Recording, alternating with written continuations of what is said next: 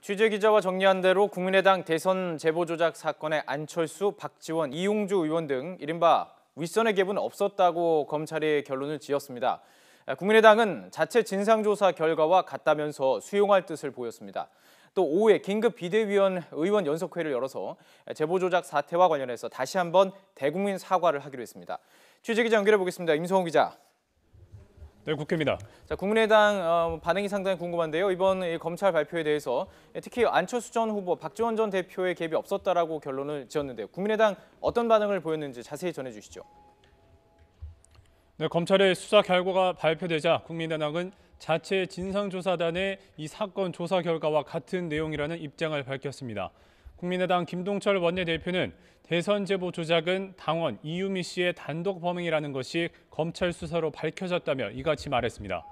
또 이유미 씨와 이준서 전 최고위원에 이어서 김인원, 김성호 전 공명선거 TF 부단장이 불구속 기소된 것은 검증을 소홀히 한 것일 뿐 미필적 고의가 아니라고 강조했습니다. 박지원 전 대표도 SNS에 글을 올려서 대선 제보 조작에 자신이 관여했다는 증거가 발견되지 않았다고 강조했습니다. 박 전 대표는 그러면서도 이유를 막론하고 대선 당시 국민의당 대표이자 선대위원장으로서 국민과 당원에게 이번 사태에 대해 거듭 사과한다고 말했습니다.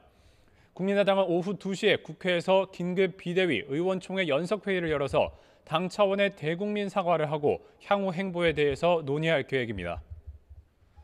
자, 이제 다른 소식도 좀 짚어보죠. 특히 여당 관련 소식인데요. 이 탈원전과 관련해서 정부와 당정이 회의를 열었죠. 네, 오전 10시에 국회에서 열렸습니다. 민주당에서는 김태년 정책위 의장과 국회 산업통상자원위원회 소속 의원들이, 또 정부 측에서는 백운규 산업통상자원부 장관 등이 참석했습니다. 탈원전 정책의 구체적인 추진 방안을 논의하기 위해서인데요. 특히 탈원전 반대 진영의 논리를 반박하는 데 주력했습니다. 예를 들어 오는 2030년에 전력 수요가 원전 8기에 해당하는 양만큼 감소할 전망이라면서 탈원전으로 전력 대란이 발생할 거라는 반대 논리는 비현실적이라고 강조했습니다. 또 방사성 폐기물 처리나 이 원전 회로를 폐로하는 데 대해서도 비용이 많이 드는 만큼 원전 발전은 결코 저렴하지 않다고 강조했습니다.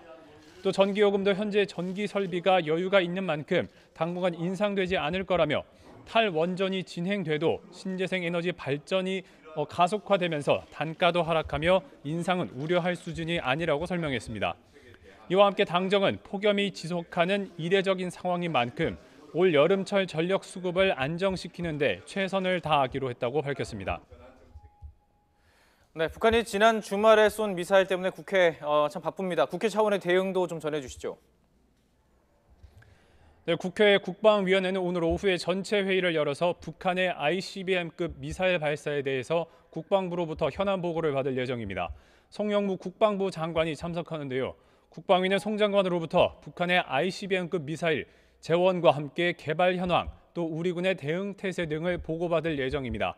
특히 문재인 대통령이 북한의 미사일 발사 직후 사드 잔여 발사대를 추가로 임시 배치하라고 지시한 데 대한 국방부의 후속 조치, 또 한미 미사일 지침 개정 등에 대해서도 송 장관에게 질의할 것으로 보입니다. 이와 함께 국회 정보위원회도 간담회를 개최해서 국정원 제3차장으로부터 이번 북한 미사일 발사에 대해서 현안 보고를 받을 예정입니다. 지금까지 국회에서 YTN 임성호입니다.